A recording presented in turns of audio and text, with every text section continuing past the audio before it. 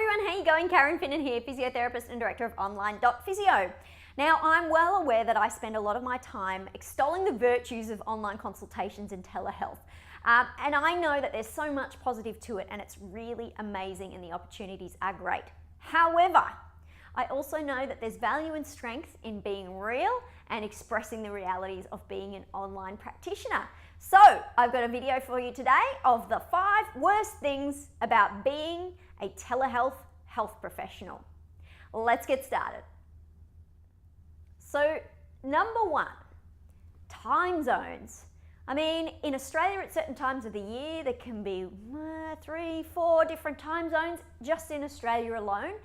And the systems that usually manage online health consultations haven't yet caught up to add time zone support into it because normally people are booking geographically in the same location where the clinic is.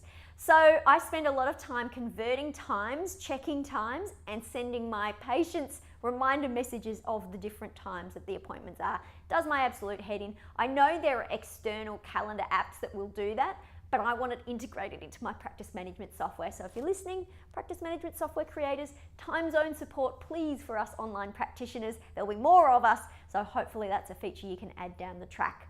That is certainly a challenge.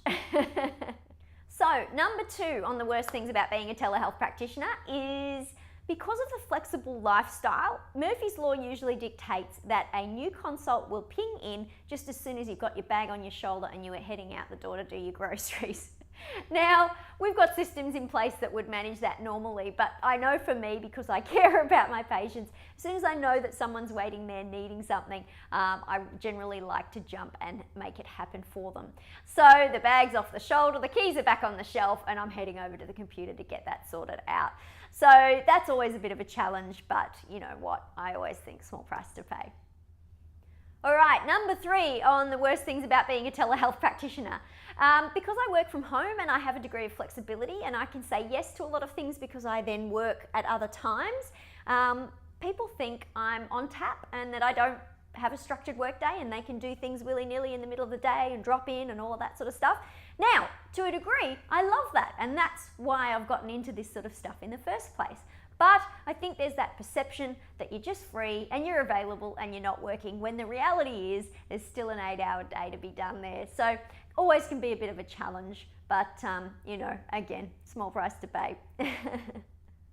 Okay, number 4 in the worst things about being a telehealth practitioner is working on holidays. Now, there's an irony here. Because of the location independence, I'm able to travel and go places more because I can continue to work. But then there's that whole psychology of when you go someplace new, especially I'm thinking tropical and with a swimming pool, there's a part of your gut that doesn't want to work because it feels like you're on holiday. So it can sometimes be challenging to drag yourself over to the laptop, discipline yourself to do those few hours work before you can head off and have a little bit of fun. So I know, wow, poor me, crying about working on a holiday, but you know, at the end of the day, it's just psychology mind shifts that you've got to get yourself around. You take your computer with you, you can get away more, but the flip side is there's always that bit of work to be done. Number 5, most challenging part of being a telehealth practitioner. Wherever I go, whatever I do, I'm always addicted to sniffing out the Wi-Fi and checking how strong the signal is.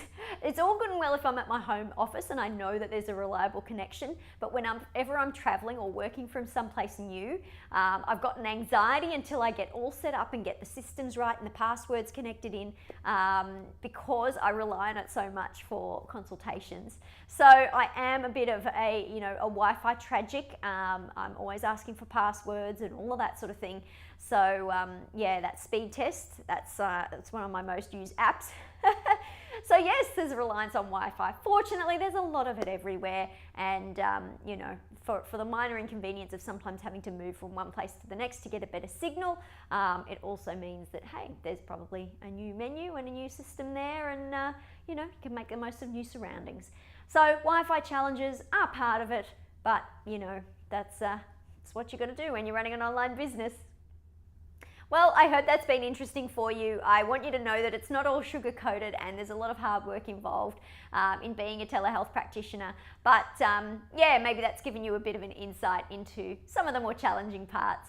Thanks, guys. I hope that's been interesting for you. I'll chat to you next time. Bye.